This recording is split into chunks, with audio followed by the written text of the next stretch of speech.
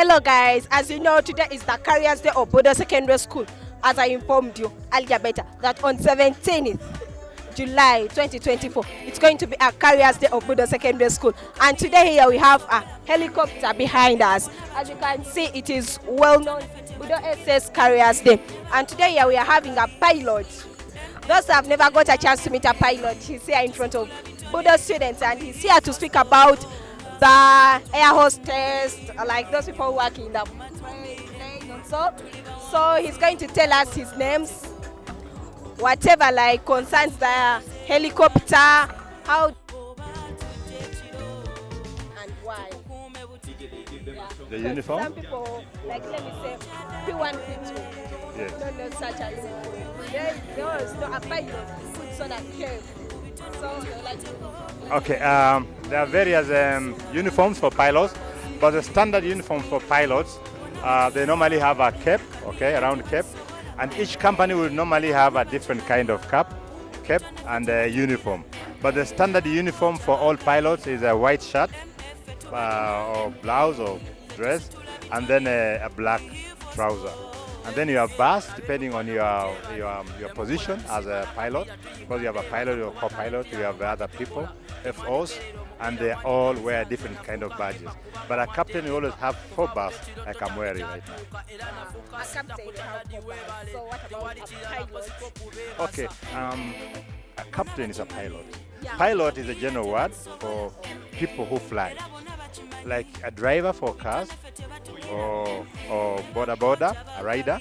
But for every person who's flying, is called a pilot, whether you're the captain or now. The captain is a pilot among the pilots who are in the aircraft. Normally we be 2, and there'd be the captain who's in charge of the aircraft. That's the man who's in control and charge of the aircraft and the cabin crew. So what if I'm in and I'm finished? Which combination can I do to go to the when I want to pilot? And form 6, which cut off? Okay, that's good. If you're in P4, you need to continue studying.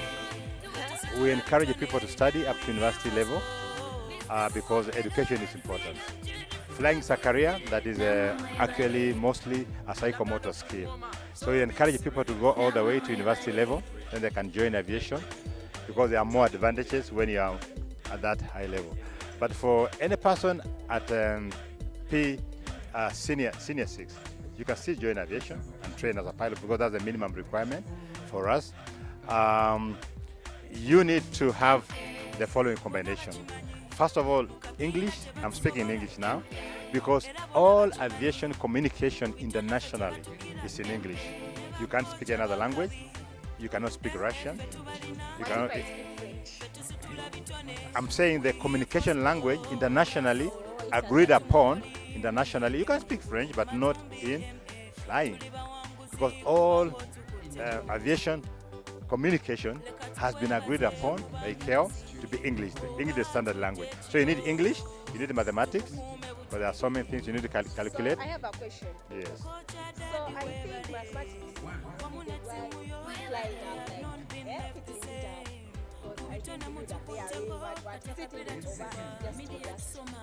Okay, great. Let me answer. You asked me initially what subjects you need for you to become a pilot. And I said English is normal because you are speaking English. Because now the interview is in English already, okay? So you need mathematics because there are a lot of calculations you need to do. So you must be good at math. We need science subjects, physics, chemistry. You need those subjects because a lot of things, you have fuel for the aircraft, you have oils, you have hydraulic fluids, and all that is in chemistry. So you need physics, you need chemistry, mathematics, and English to be part of that. Geography is also good because navigation, you're talking about natural features, you're talking about artificial features. So you should be able to read the map and relate to your position on ground, especially during takeoff and landing. However, nowadays in navigation, you have other systems that you use for navigation, not necessarily a map, but you have other systems that have been developed by the international world. So, what if I want to become like those girls when they are What requirements do they need? Do they have to qualify? Yeah, great. You still have to have an aviation knowledge. Um, in every country, including Uganda, we have schools. We have schools that you can go to, aviation schools, that are organized by the Civil Aviation Authority for um, courses for pilots. We have courses for those air hostesses. We have courses for what you call operation personnel, because you have dispatchers and other people who work in aviation. You have security personnel in aviation. We have people who are also mechanics or other engineers in aviation. So all these courses are there. First of all, you need to attend a course to become an air hostess, because those courses are they're colleges everywhere in this country. So you need to attend that one first. The other requirement, of course, they still require you to be fluent in school. You must have done your P4 and above for you to, sorry, your S4 and above for you to qualify to go to school, first of all, for you to them to admit you as an air hostess in their colleges.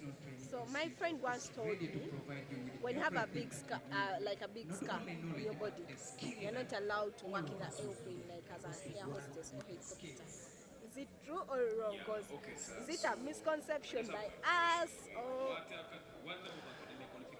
That's a good one. That's a good question. Normally, and this is really purely for business purposes, okay?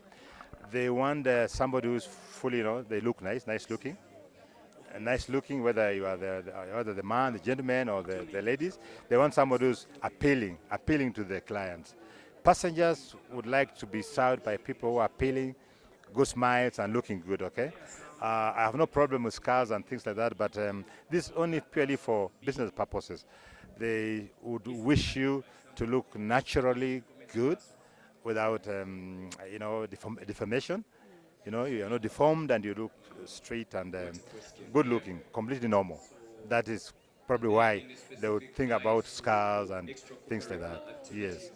so? As you can see, students standing in front of us, they are eager to know: will they take a ride in the helicopter or it's just for a career? They just for fun, just for them to see. Okay. By Aviation has got an arrangement, a different arrangement from what we have today. Today's display was stationary, static. We have a static display today, but if this school of anybody in Uganda wants to have a ride in the aircraft, we call it scenic. Scenic means just looking around, okay? Scenic flights, we organize for scenic flights, of course paid for. It is paid for by through the marketing department, because we have various departments in aviation, and one of them is marketing department. Marketing department will normally give you the quotation, then you can pay. If that had been the arrangement today, then it should have given you a scenic flight. Yes. So it's just for a career day. Today is a stationary, static display.